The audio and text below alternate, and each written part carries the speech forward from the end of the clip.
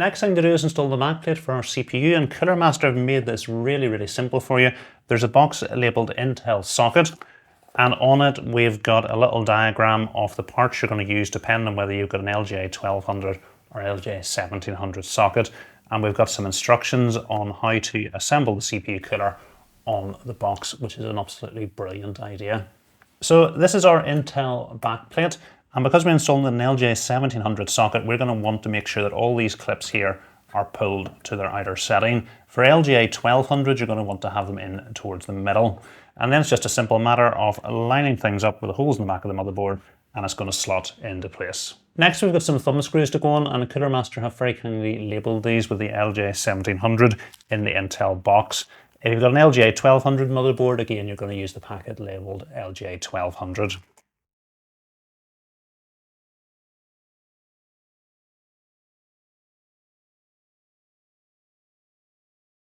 If you're using an AMD motherboard with an M4 M5 socket, the first thing to do is remove the stock clips. They're each held on with 2 screws. So again, we're going to get a box labelled AMD socket, and on it we're going to get a list of all the parts and the instructions on how to put everything together.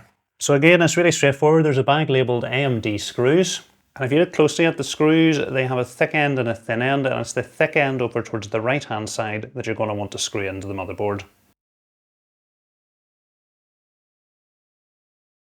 So because we're going with an I/O at the top, it makes sense to install the I/O to our top bracket. So we can go ahead and set our top bracket into place, and I have already sized the I/O up in the case. And because our power supply is going to be at the front, it is quite a tight fit. So we are going to want to make sure we install as far towards the back of the case as we can. So that's it installed all the way towards the back, and we can secure it into place with the 8 screws that come with the I/O. So coming from each of our fans on the radiator, we've got 2 cables. The first is a 4-pin PWM connector. So what we get with the I/O is this double splitter cable. So we're going to take the PWM connector and plug one of our fans into it. And then take the PWM cable from the other fan and plug it into the other end of the connector, which is then going to leave us one 4-pin PWM connector to plug into our CPU fan header. The other connector coming from the fans is a 3-pin 5V ARGB connector. So we've got a couple of different options. There is a daisy chainable connector on it, so what we could do is daisy chain the 2 of them together. But what Cooler Master include with the I/O is this triple splitter cable. I think the easiest thing is just to connect them up to this cable. So we can pull these rubber protectors off.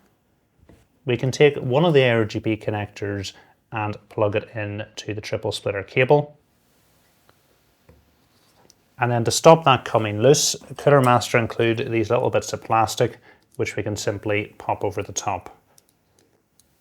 And that's going to keep it together. We can then take our other fan and plug it into the triple splitter cable. And again, take a connector to make sure it stays together. So that's going to leave us one spare ARGB connector, which will come in handy, because if we take our pump up, you'll notice that coming from it, we have another 3-pin 5V ARGB connector on it. So we could plug that into the triple splitter cable, and then that's just going to leave us one 3-pin 5V ARGB connector that we can plug into an ARGB header on our motherboard. The other cable coming from our pump is a 4-pin PWM connector, and that's going to go into the pump header on the motherboard. So we do have another option for connecting this up. Instead of actually connecting this into an ARGB header on the motherboard, Cooler Master do include a hub with the I/O. So this is the little hub that comes with the I/O, and into it we've got 3 ARGB connectors, and we're labelled 1, 2 and 3. So all we would need to do is plug it in to one of the ports. So let's plug it into port number 1. Now this little hub is going to allow you to connect it up using Cooler Master's Master Plus software. So rather than using your motherboard's ARGB software, you can control it using Cooler Master's Master Plus. To do that, there's 2 additional cables we're going to need to plug in, and you can see on the other side there's 2 little ports here. The first is labelled USB, so we can take the USB cable, plug it into here, and that's going to leave us a USB 2.0 header on the other end of it to plug into a USB 2.0 header in our motherboard. The next thing we're going to need to do is power the hub. We can then plug a connector which comes with the I/O into it, and the other end we've got a SATA cable, and if we plug this into a SATA cable from our power supply, it's going to power the hub. So we've got two options. Because we've got quite a small case and I'm happy enough to use the motherboard software, I'm just going to set it probably to a static white. There's going to be a lot less cables if we just plug this directly into our motherboard. So that's the option that I'm going to show you. So next thing to do is install the brackets for our pump. So in the Intel box, you get two Intel brackets. In the AMD box, you have two AMD brackets. So installing them is exactly the same process. So I'm going to show you with the Intel brackets. So you'll notice here we've got this little protruding bit. So we're going to want to install it facing forward. So the bit facing the cold plate is the flat bit. And all we want to do is simply slot it in here. We're going to take the little bracket screws that come with the IO and slot them into place. And then we can go ahead and screw them into place. And then it's exactly the same process at the other side. Slide the bracket into place, slot the bracket screws in through the holes, and then we'll go ahead and tighten them up. So next thing for us to do is to apply some thermal paste to the cold plate. And the idea is we're going to want to apply it, spread it, and then pull this little sticker off. And the idea is it gets the perfect amount and the perfect pattern to cool your CPU. So we need to get some thermal paste with the IO, so we can go ahead and squeeze some into place. So you will need something now to spread the thermal paste. The IO I have didn't have a spreader included in the box. I'm a bit surprised because if Cooler Master want you to use this method, they generally should include a spreader. It may just be a pre-production sample that I have that doesn't have one. So I've got one from another AIO. So it's just a matter of spreading the thermal paste out. And I thought I did plenty there, but we might actually need just a little drop more. Just for these last few holes.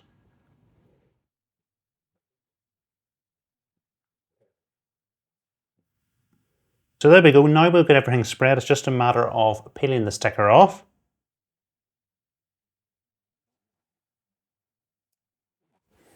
And then we should have the perfect amount and perfect spread of thermal paste for cooling our CPU.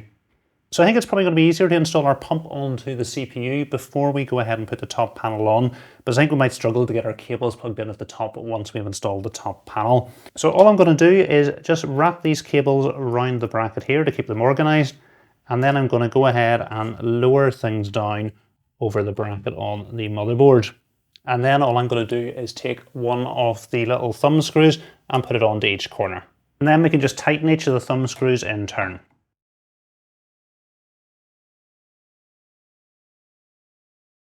So at the top of the case, we've got our AIO pump header here, so we can bring the cable coming from the pump and plug it into here. And then we're just going to route the excess cable round the back and tuck it in at the back. We've also got our ARGB cable, and all I'm going to do is simply tuck it in at the back of the case. So I've just set the top of the case up loosely for now, and I want to get some cables plugged in at the top of the motherboard before we install the top of the case.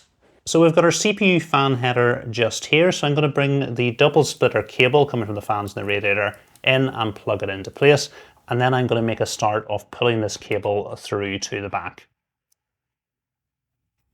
We've got a 3-pin 5V ARGB cable here at the top of the motherboard, so I'm just going to go ahead and plug our triple splitter cable into it, and again route all the cables through to the back, so we'll just bring them through here. Now we can turn our AIO round, we can line it up at the back of the case and then lower it down into place. Again, we're going to want to secure things into place with 2 screws. Then at the back of the case, we can just pull any excess fan cable through. But it actually looks like we've got most of it through. And you'll notice we've got our ARGB cable coming from the pump. We've got our triple ARGB splitter cable here. We've got our 1 spare connection, so we can go ahead and plug the cable from the pump into the triple splitter cable, and then put the little plastic clip over to stop it coming apart. The last optional step is to install the clips to help organize the tubes on the IO. Just a simple matter of pushing a clip onto one tube and then onto the other, and that will help organize them. I actually felt our tubes were sitting quite good without any clips, so I'm not going to install any. And then we've got some plastic protection over our IO to remove.